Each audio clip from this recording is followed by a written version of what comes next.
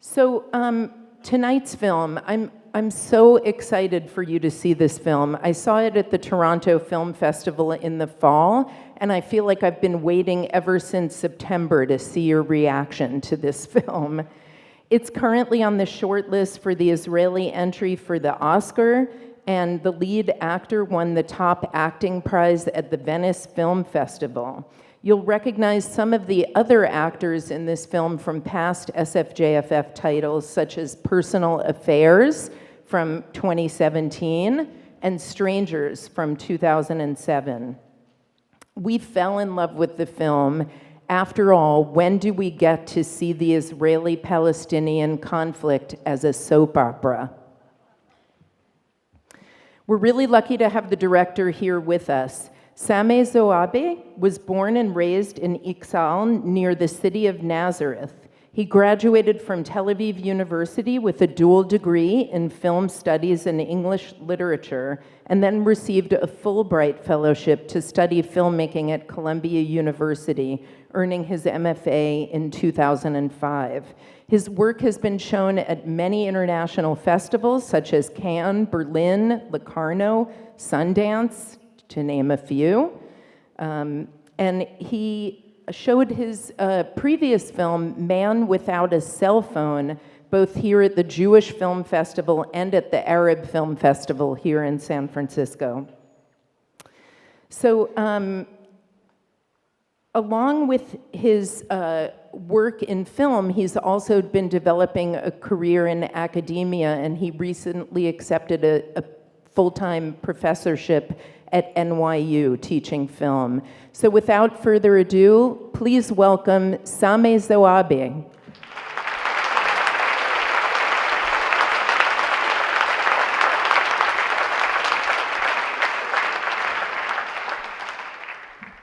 Good evening. I can't see anyone. The backlight is really strong.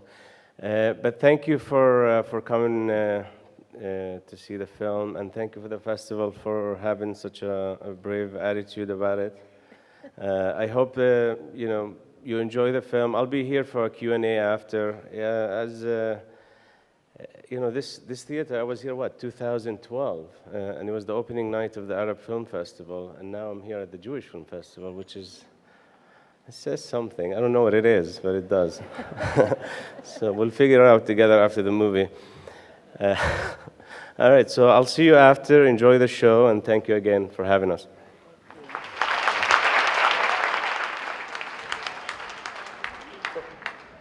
Well, that was a lot of fun coming in and seeing the ending again with you. So I'm going to kick off with a couple of questions, and then I know you guys are dying to jump in, so we'll open it up to the audience. So this was all in your head. So, I mean, can you talk about the idea process? Like, what does it take to have a story like this in your head, and then what was the process of the writing of it?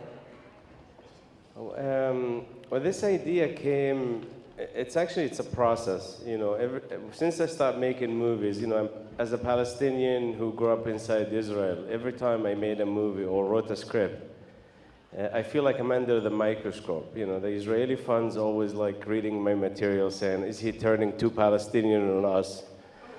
And the Arab Palestinians is he selling out because he's taking money from the Israeli funds? So this dilemma, and the Europeans, which we need their money to make these movies, they always want to be balanced so it's always like you're always in that middle of everyone wants to present their political idea in your material. And I thought, it's as an artist, as a writer who deals with these issues, I want to make a movie about someone who's trapped in the middle.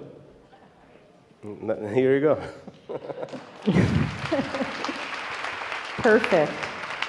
And so, one thing that struck me is the character of Nabil, who is stuck there in the middle, kind of being asked his opinion, but not being able to weigh in, and kind of looking to see who's going to say what before he'll weigh in. And then he just sort of tells Salam at one point that his inspiration is his paycheck. So tell us just about the characters that you decided to put in this and, the different points of view that they represent. In general, all my work has been inspired by characters, and I feel like I come into this country and seeing how Palestinian perspective is presented, I always felt like it almost presents only 5 or 10% of the population. There's a whole chunk in the middle that is not religious, that does not necessarily have a political agenda, and they are there struggling to just live as human beings. And this part of society I was always interested in telling their story. So Nabil, he presents a fraction of that. People who actually just want to have a job, raise their family.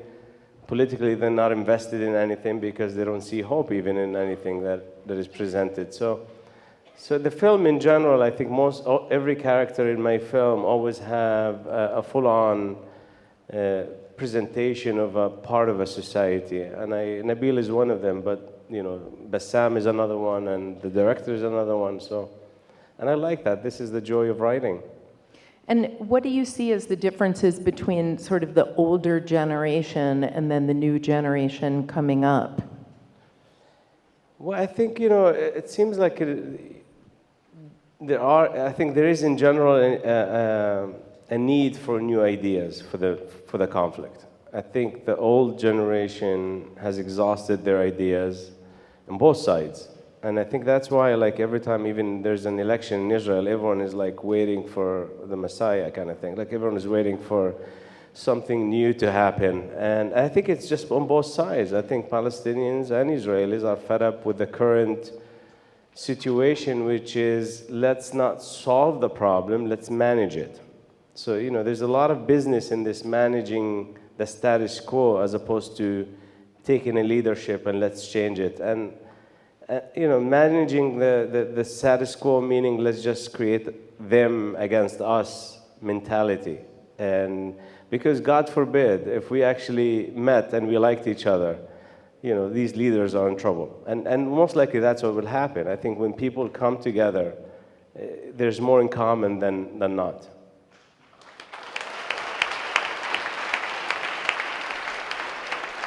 So I'm curious about the idea of the soap opera. So, I mean, it's so incredible, just the style and the music and the title sequence and, the character names and the acting. You seem to really have that down. So what was your experience seeing soap opera? Were you a closet soap opera junkie as a kid?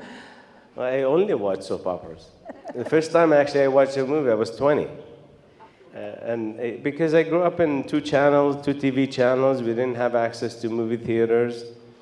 And we had one TV, one remote, and my mom was in control of it, so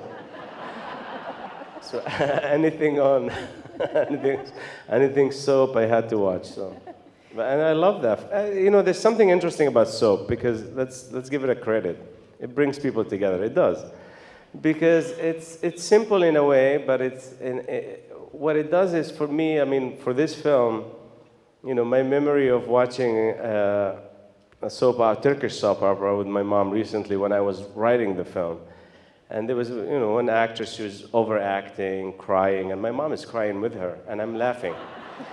And I'm like, Mom, do you really think it's, that's sad? And she says, yeah, her husband left her, her kids, and I'm like, yeah, but she's overacting. She says, what, your movies are better? So there are people who really think that soap is real and cinema is not. Yeah. So now you guys here sitting in a cinema, so you think soap is not real and cinema is real. So you probably laugh because of me. I laugh too. And that kind of difference, I was like, wow, this is gold. This is really gold, because I can do two things. I can keep the film funny because of soap, but I can also say whatever I want. Politically, I can say whatever I want, because soap is all about not being subtle. And if anyone wants to blame me for being not subtle, I'm like, I didn't direct the soap. There was a director. So it both allowed me the political tension to stay up high, but also to keep the comedy.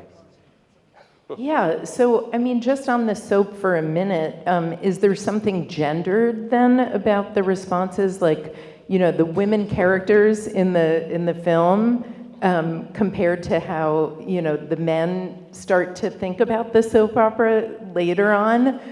Is there something about that? And also, why did you set it during the time period that you did?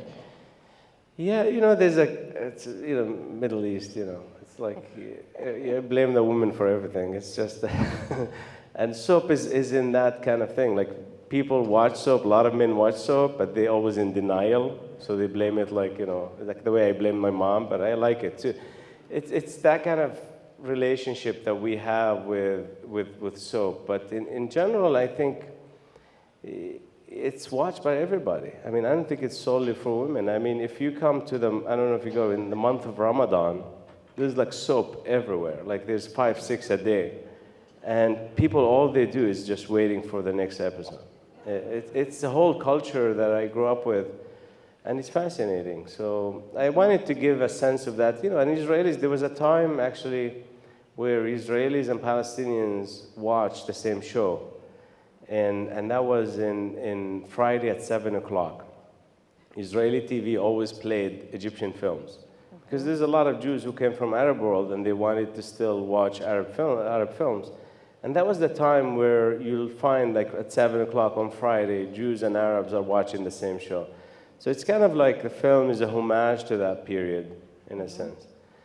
And it was very hard to write. I mean, the hardest part to write was actually soap, because I never wrote a soap in my life. And how could you write a dialogue that is so direct? It was very...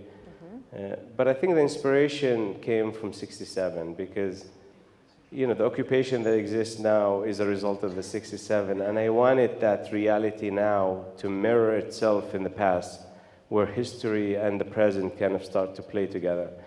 And soap and reality starts to get foggy towards the end, which is, remind us, if you know, I mean, the Palestinian-Israeli conflict is a soap opera that doesn't look like it's going to end. I mean, General Hospital ended, right? But the conflict's still going on.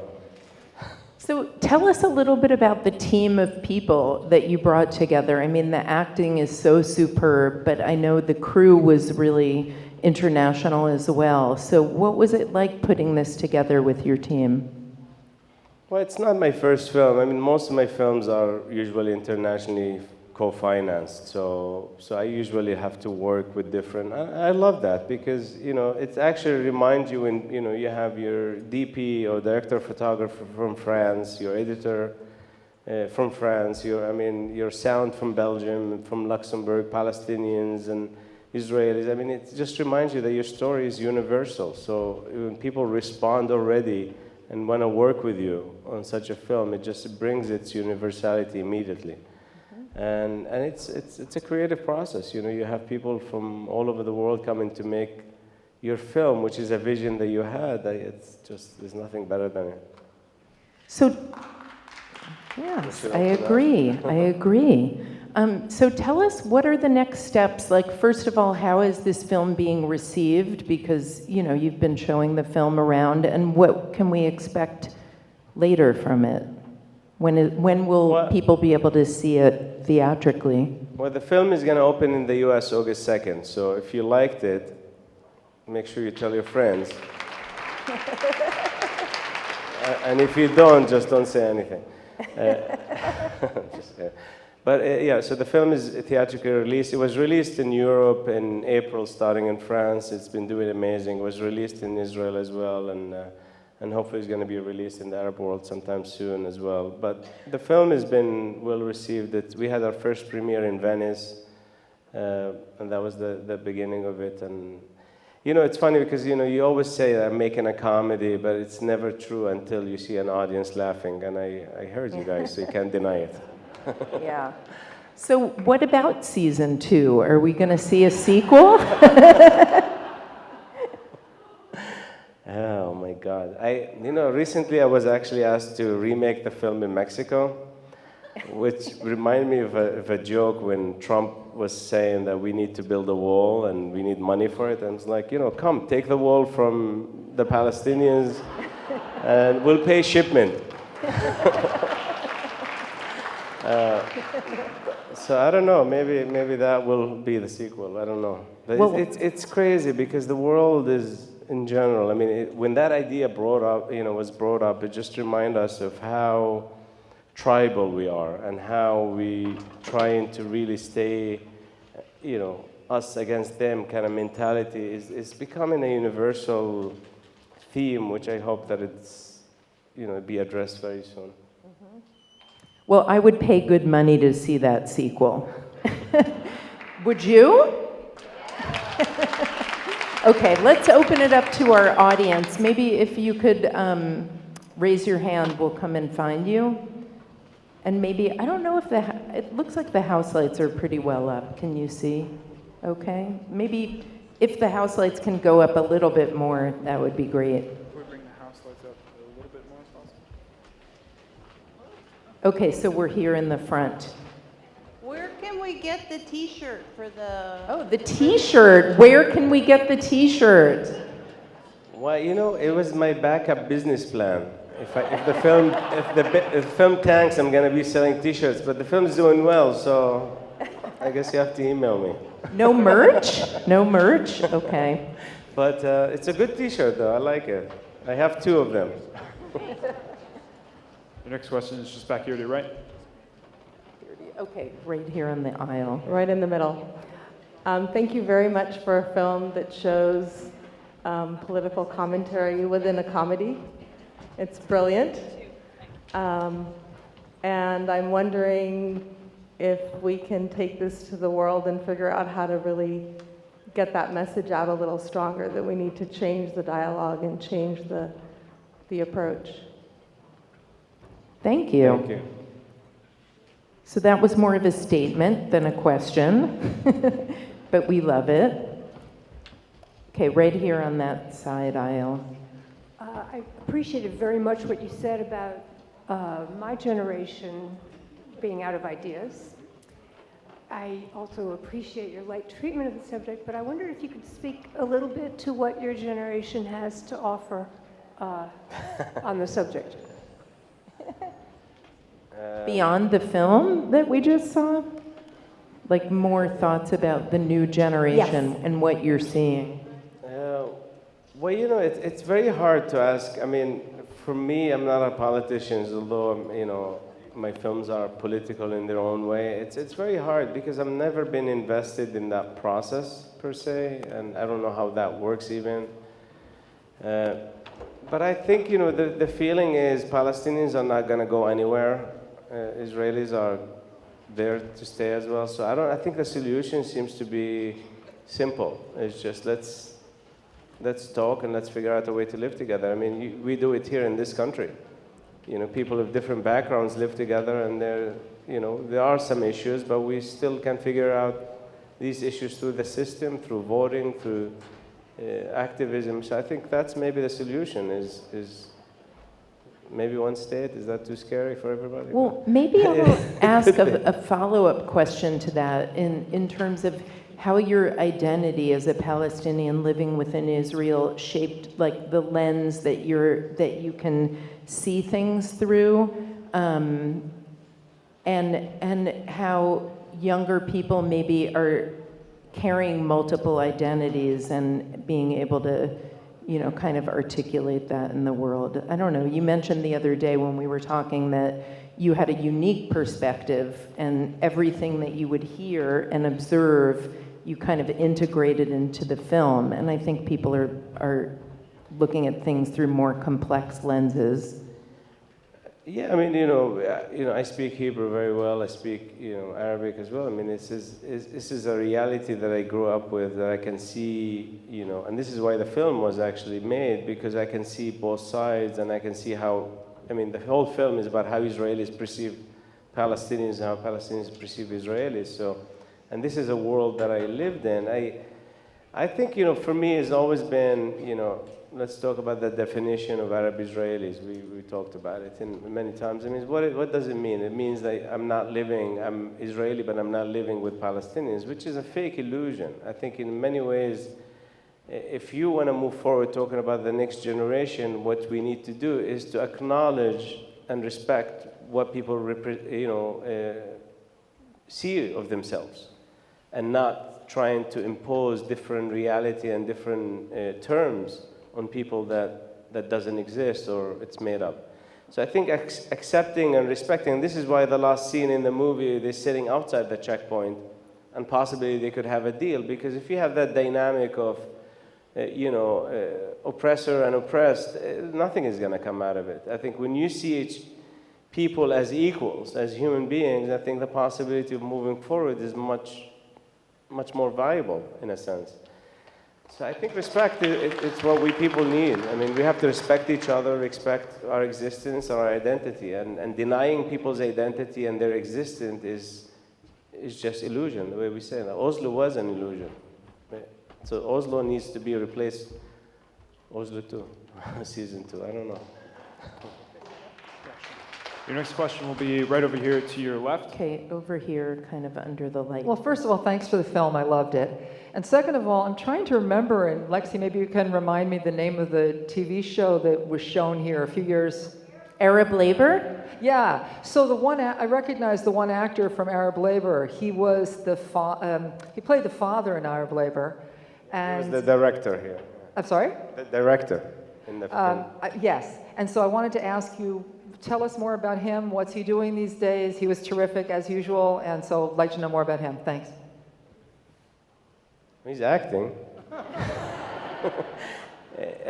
No, Salim Daw is a well-known actor. He's one of the first Palestinian actors to be in major films, both Israelis and Palestinian films. The casting has been very mixed, very interesting. I mean, it's a different type of casting. And for me, it was like, Lubna Azabal, she's Belgium, living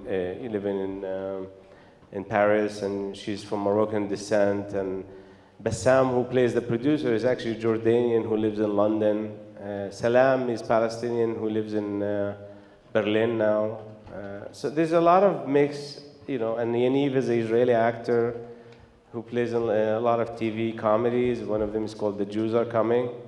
I don't know if you guys see it. Yeah, I know. But casting is a peculiar, it's a lot of work. You write, you imagine the characters, but then you have to really find them. And that takes time. And especially, Salam and Yaniv, Kais and Yaniv, who played Assi and Salam, that was the hardest part to find, because it's the soul of the movie. You have a film which is 40 minutes of it is two guys in one room. And to keep that engaging is never easy. And if you cast the wrong people, it's just you create a mess, basically. So it really took me almost 6 months to cast this film. Yeah, and it's a lot of work, a lot of rehearsals, and it's always that thing when people think you're making a comedy, and a lot of actors would come and play a comedy. And I don't like that, because for me, the actors are characters who should believe what they're doing, and they should be trapped in that reality as real, as dramatic as possible. But it's all about chemistry. It's about, you don't cast for individual person. Even if a great actor is good, but who's playing against him or her is a crucial part. And that was it was the bromance in the film. Like, the two of them had such a great connection with one another. And, you really see that change and develop over time. They both want to write a narrative. Yeah, and that was a lot of rehearsals, a lot of time spent with the actors, and I was very happy when I found that chemistry. It was very hard. I mean, 6 months, 7 months even, of just trying to cast these two main roles. But when you find it, it's beautiful, because you live with the material for such a long time. You see it, but you don't see it until you put the camera on, and it was great. Mm-hmm. And the final question will be in the center of the house to your left. Okay. Hi. I know that you wanted to make a comedy here, and that you wanted to also show the Palestinian and Israeli things, but for me, I was really strongly affected by the scenes of the occupation in the movie. And I kept thinking how difficult it must be for people to live like that, under that occupation. Surely you must have thought of that too. when you put those scenes into the movie. Do you have anything to say about that? Yes, I mean, of course, I didn't want to make a comedy just to make you laugh and about the situation, because the situation itself is super tragic. At this point, is really bad. I mean, it's the worst that could ever been. I mean, so to try to make a comedy to make light of the situation is not my job. My job is to, is to tell a story, make you engage in a reality that otherwise you won't be, because you don't see it. It's if you look at the news, Salam is not someone that is going to make it to the news. So it's a very tough balance between entertainment and then saying something about the reality. And I always, every time I come to a scene like this, like a checkpoint, I have to be real. I have to be true to the reality, because you can't deny it and you can't belittle the reality. So it's a thin line, because you don't want to also, it's very hard. I mean, if you're making a comedy, the tone is important.